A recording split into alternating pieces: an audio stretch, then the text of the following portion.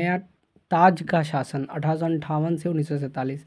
1857 का भारत शासन अधिनियम, इसे प्रथम स्वतंत्रता संग्राम या सिपाही विद्रोह भी कहा जाता है। ब्रिटिश शक्तियाँ ब्रिटिश राजशाही के अंडर आ गया है। अब इसमें गवर्नर जनरल का नाम बदल के सिर्फ वायसराय कर दिया गया है। और भारत का ब्रिटिश जो वायसराय होता है, भारत के ब्रिटिश ताज का प्रत्यक्ष प्रतिनिधि होता है। तो राजा का प्रतिनिधि कौन होगा? वायसराय होगा। तो लॉर्ड कैनिंग पहला वायसराय हुआ।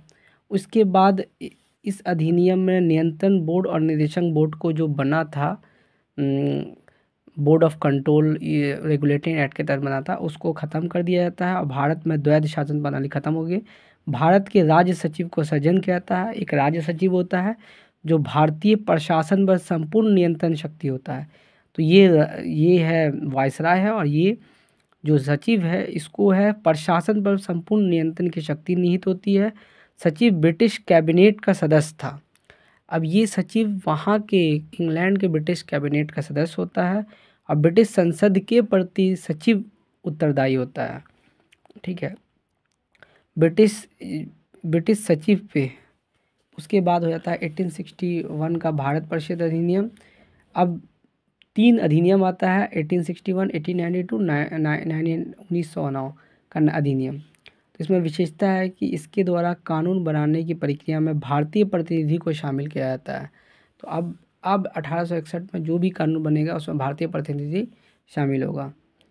परिषद में गैर सरकारी सदस्य 1862 में लॉर्ड कैनिंग ने 3 भारतीय को 1862 में लॉर्ड कैनिंग ने 3 भारतीय को बनारस के राजा, पटियाला के महाराजा और सर दिनकर राव को विधान परिषद में मनोनीत किया करता है लॉर्ड कैनिंग। ठीक है, इस अधिनियम ने मद्रास और बम्बई की प्रेसिडेंसी को विधायी शक्तियां पुनः देकर विकेंद्रीकरण की शुरुआत की और यह रेगुलेटिंग एक्ट का उल्टा हुआ। अब बंगाल उत्तर पश्चिम सीमा प्रांत और पंजाब में 1862, 1866, 1857 में विधान परिषद का गठन किया गया। बंगाल उत्तर पश्चिम सीमा प्रांत और पंजाब 1862, 1866, 1857 में विधान परिषद का गठन किया गया।